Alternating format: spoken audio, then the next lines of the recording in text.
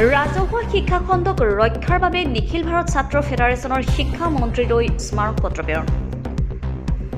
বৰ্তমানৰ চৰকাৰখনে ৰাজহুৱা খণ্ডৰ শিক্ষাৰ প্ৰতি গুৰুত্ব কমাই আনিছে। তাৰ প্ৰমাণ হিচাপে হৈছে গোলাঘাট জিলাৰ সৰুপথাৰ সমষ্টিৰ অন্তৰ্গত দক্ষিণ শিক্ষা খণ্ডৰ ফখৰুদ্দিন আলী আহমেদ প্ৰাথমিক বিদ্যালয়। বিদ্যালয়খনত বৰ্তমান অধ্যয়নৰত শিক্ষাৰ্থীৰ সংখ্যা প্ৰায় 200 আৰু তাৰ পৰিৱৰ্তে শিক্ষক মাত্ৰ 3জনহে। আনহাতে বিদ্যালয়খনত নাই প্ৰয়োজনীয় আন্তঃগাঁথনি আৰু এই কাৰ্যৰ দ্বাৰা চৰকাৰে ৰাষ্ট্ৰীয় শিক্ষা অধিকাৰ আইন 2009 ভংগ কৰিছে। নিখিল ভাৰত ছাত্ৰ ফেডাৰেশ্যনৰ ৰাজ্য পৰিষদৰ মুখ্য আহ্বায়ক যদু বৰাই এই অভিযোগ আনি চৰকাৰৰ এনে কাৰ্যক ধিক্কাৰ জনাইছে।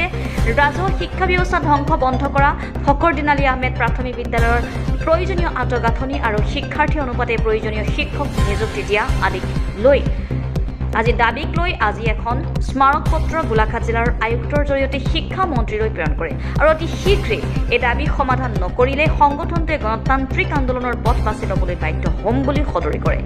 এই স্মাৰক পত্ৰ প্ৰদান কাৰ্যসূচীত IASFৰ সদস্য শান্তনু শইকীয়া, বিকি হাজৰিকা আৰু ৰক্তিম গগৈ উপস্থিত থাকে। গোলাঘাটৰ পৰা জীৱন গগৈ ৰিপৰ্ট, অৰুণোদয় অসম।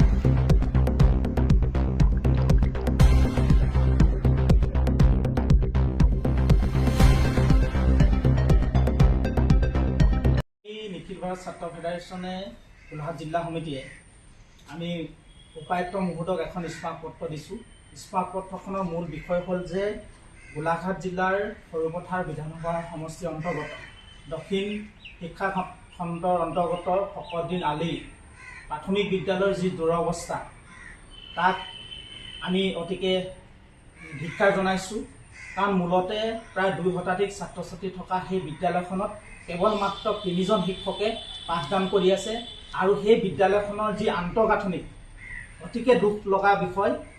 তাত কেনেধৰণে ছাত্ৰ ছাত্ৰীক পাঠদান দি আছে সেইটো এটা খুব দুৰ্ভাগ্য বিষয়। বৰ্তমান সময়ত চৰকাৰখনে শিক্ষাৰ